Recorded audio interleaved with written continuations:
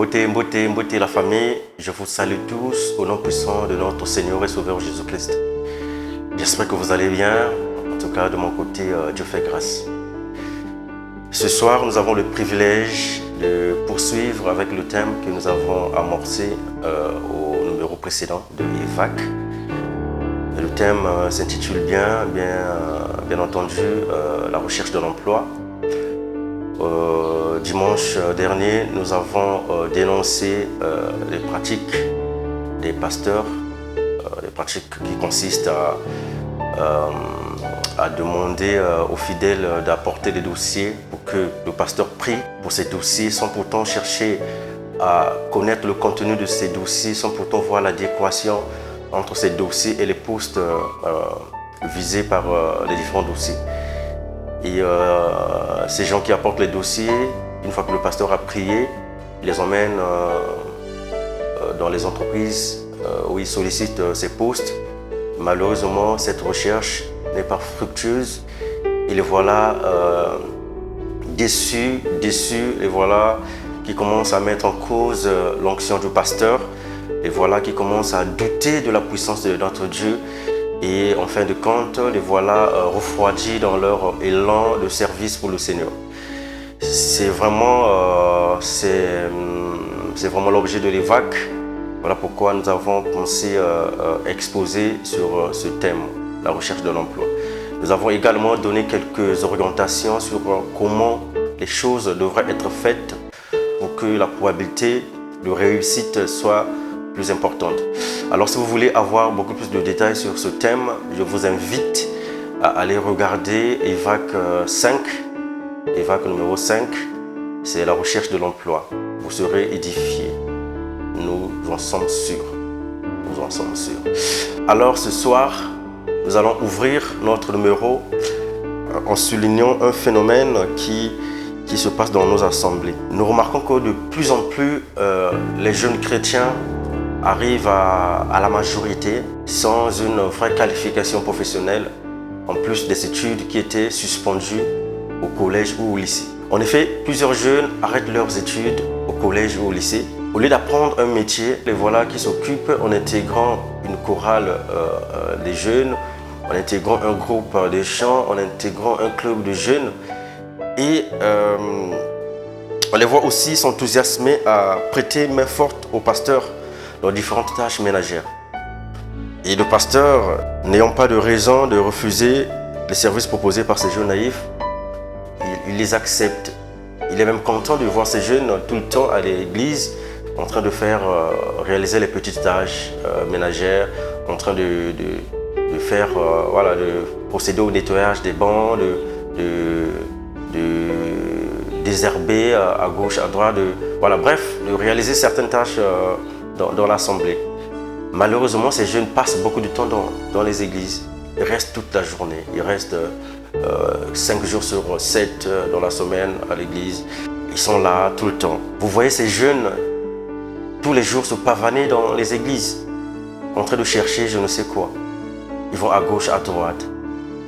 Et d'autres apprennent à jouer aux instruments de musique ou à chanter dans le but d'être une grande star comme Marcel Mbongo ou comme Atom Sumbuma ou encore comme Moïse Mbie. Ils sont là en train de s'activer à l'église avec les instruments de musique, en train de chanter, en train de faire ci, ça. Malheureusement, ces jeunes, en avoisinant la trentaine, ils se rendent compte que leurs copains d'enfance qui ne prient pas, mais qui étaient sérieux à l'école ou qui avaient appris un métier, deviennent de plus en plus autonomes financièrement.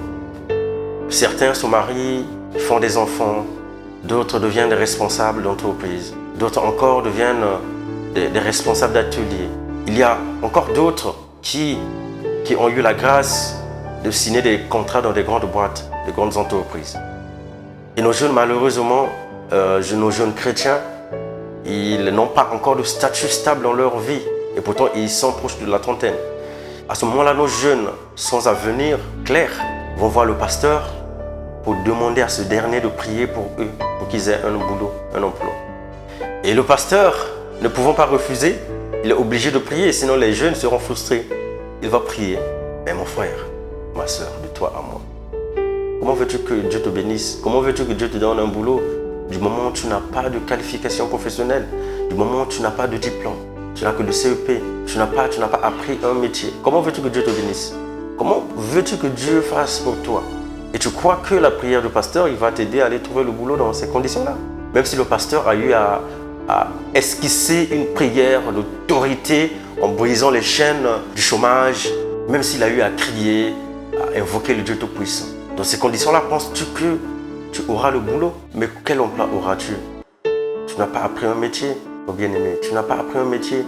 Tu n'as pas de diplôme. Je vous rappelle que notre Dieu est juste. Notre Dieu est juste. C'est le Dieu de l'équité. Je ne crois pas qu'il puisse vraiment faire quelque chose dans ces conditions. Je ne crois pas. Parce que toi-même, tu n'as pas pris au sérieux ta vie. Tu as fait les choses comme bon te semblait. Quelquefois, tu bravais les conseils des parents. Tu bravais les instructions des parents. Aujourd'hui, tu es coincé. Tu veux demander au pasteur qu'il prie pour que tu trouves un emploi. Mais c'est vraiment une équation compliquée. C'est une équation très difficile à résoudre, mon bien-aimé. Toi qui me suis, toi qui passes par cette situation, toi qui passes par ce chemin-là. Chers chrétiens, chers bien-aimés, ne vivons pas notre vie en comptant que sur le miracle. Ça devient comme du chantage vis-à-vis de Dieu. Mais nous devons vivre comme des champions. Nous devons vivre comme des champions. Les champions travaillent plus que les autres, beaucoup plus que les autres, mais pas l'inverse. Nous devons vivre comme des champions. Nous avons l'avantage d'avoir à nos côtés le Saint-Esprit qui travaille avec nous. Ce qui sous-entend que les choses devraient être simples pour nous si nous nous impliquons pour la réussite. Si tu mets ton âme, si tu mets du cœur pour réussir, avec l'aide du Saint-Esprit, les choses devraient être très simples. Mais ça ne veut pas dire que, à cause du fait que nous avons le Saint-Esprit à nos côtés, que nous devons croiser les bras et laisser le Saint-Esprit tout faire à notre place. Non. Nous avons notre part de responsabilité. Le Saint-Esprit agit sur les paramètres dont nous n'avons pas la maîtrise. Chers jeunes, chers mes bien-aimés, maintenant qu'il est encore temps, je vous exhorte à prendre vos études au sérieux. Prenez vos études au sérieux. Si tu ne peux pas partir à l'école, apprends un métier, mon bien-aimé, s'il te plaît. Jamais à la maison à ne rien faire. Jamais à la maison à ne rien faire. Bannissons cette pratique, mes bien-aimés. Bannissons cette façon de vivre. Restez à la maison à ne rien faire pour espérer le secours de Dieu un jour. Non, ne faisons pas du chantage à Dieu. Salomon pouvait déclarer un peu de sommeil, un peu d'assoupissement, un peu croiser les mains pour dormir.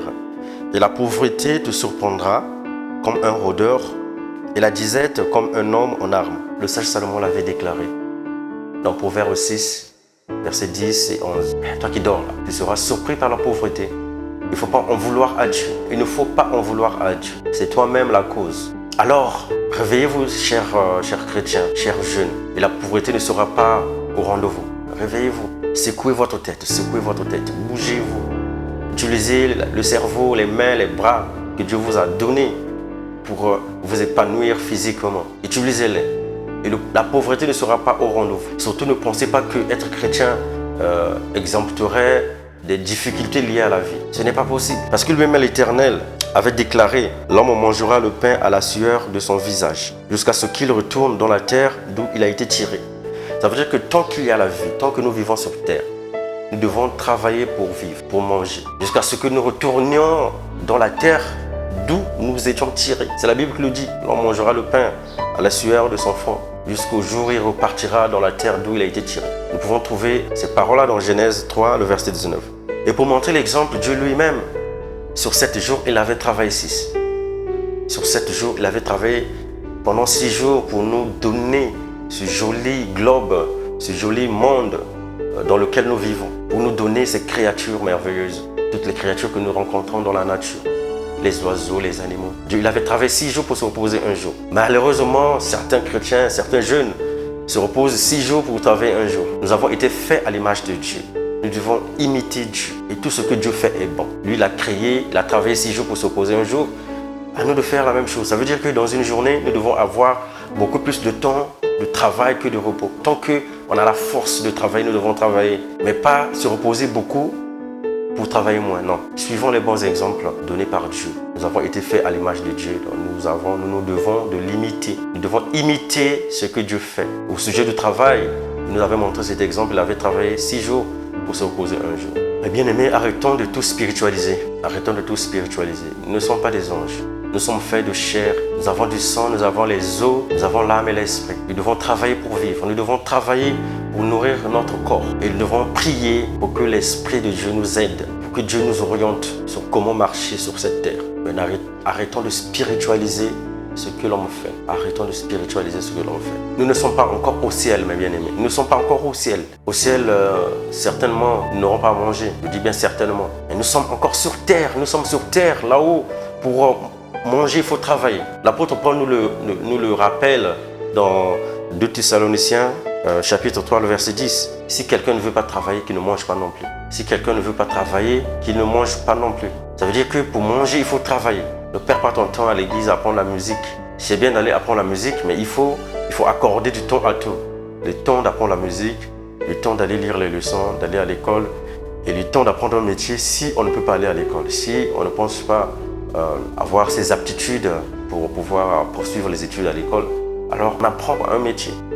Alors bien aimés, pour finir, ce que nous vous disons, nous vous donnons comme conseil, c'est que nous devons prier et travailler au quotidien pour faire épanouir et notre esprit, notre âme, la partie invisible en tout cas de notre être, et pour faire épanouir la partie visible qui est notre corps, qui a besoin de s'alimenter, qui a besoin de s'habiller, qui a besoin de se soigner.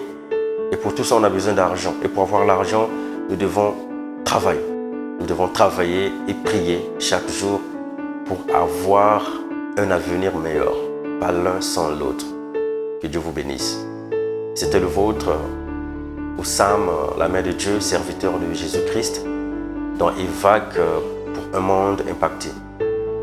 Impacte ton frère, impacte ta sœur, car tu es un impacteur, tu es une impacteuse. Nous avons fait notre part, à vous de faire la vôtre en cliquant sur le bouton partager pour partager cette émission aux gens que vous aimez, pour que quelqu'un se réveille du sommeil profond dans lequel il est plongé et pour que la probabilité de vivre dans la pauvreté puisse se réduire. Parce que celui qui dort, il est surpris par la pauvreté, nous dit le sage Salomon. Que Dieu vous bénisse. Nous nous donnons rendez-vous au dimanche prochain. Dimanche prochain, nous parlerons du bonheur. Nous parlerons du bonheur. Soyez nombreux, invitez vos amis, invitez les gens que vous portez pour que le changement ne soit pas que pour vous, mais que le changement soit aussi pour tous ces gens-là.